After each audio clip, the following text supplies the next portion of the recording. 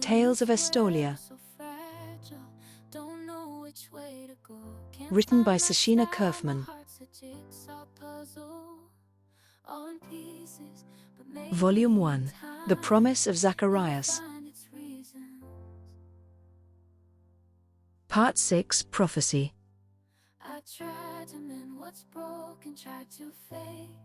Chapter 3. Persuasion.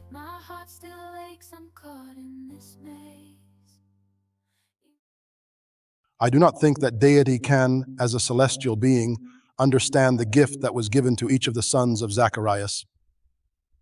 In most things, the man protects his wife, provides for her without thinking, and yet she is given the most precious of cargo to nurture and protect the soul of a man. I would argue that all Estolian boys, as a product of the woman who keeps their father's soul, are irretrievably altered even before birth, predisposed to yearn to have their soul kept for them. Samuel Amador, Musings on Estolian Physiology. Kenzie stared at the picture of the king that accompanied the short article on Estolia. He was very similar in looks to Nico, perhaps a couple of years older, and not nearly as handsome. She tried to look up further information, but got the same few paragraphs on multiple websites. She had never heard of any country having so little information available on the internet. I was able to finish the tasks you set me in under 10 minutes. Nico said, sliding back into the booth, breathing heavily as if he had been running.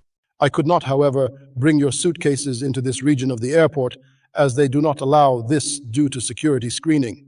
I promise to demonstrate to you my success prior to boarding, so you will have no doubts. You were able to get my luggage? What about the hotel, the airplane tickets? He smiled, his dimples showing again. I must confess that I decided my true quest to win your agreement to visit my nation was to find your luggage. I was able to do that easier than I anticipated. I shall simply pay for hotel accommodations in Paris if you do not choose to remain with me in Estolia, and the airplane tickets were easiest of all, as I merely had to secure tickets on Estolia Airlines. How will I obtain a travel visa? Google says they are strictly limited. She was going to do this crazy thing and go with this stranger to the land of Estolia.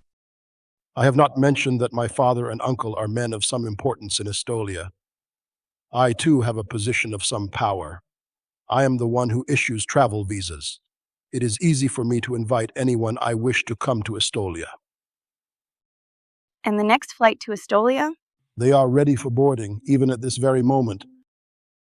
He slid out of the booth and extended a hand to her. She put her hand in his, and allowed him to pull her to her feet. Was she crazy to go with this man? While they walked, she mentally reviewed the information she got from her internet search. The internet says all marriages must be approved by the religious leader of your nation. She stopped abruptly before pointing out what, to her, seemed to be an important consideration. I can't imagine them accepting someone who looks like a circus freak. He stopped when she did, and at her reference, he looked at her, his eyes traveling over her colorful hair and mismatched eyes. He shook his head slightly and said, I believe you will find favor with the leader of the Estolian religion.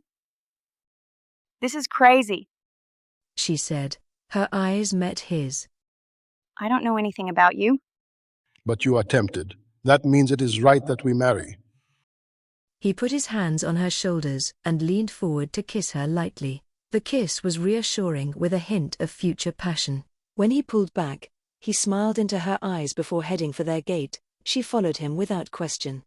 15 minutes later, they were at a little used gate where a woman in a fancy uniform of green and purple stood next to the open door, waiting.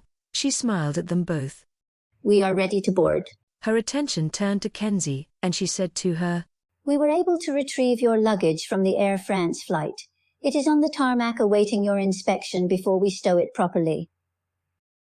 Kenzie followed Nico down a ramp and out a door. Her suitcases were standing on the tarmac near a small private jet. She opened one, and saw the familiar items she had packed. She stood up straight again, and looked from Nico to the air stairs. If she chose to follow him onto the waiting airplane, she sensed that he wouldn't be satisfied if she decided later on that she wouldn't marry him. Was she becoming complicit in her own abduction? Don't know which way to go.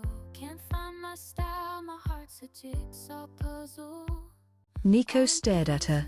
Kenzie O'Rourke. He could barely recall what it was like to not know her. One idle glance and it was as if he'd been blindsided.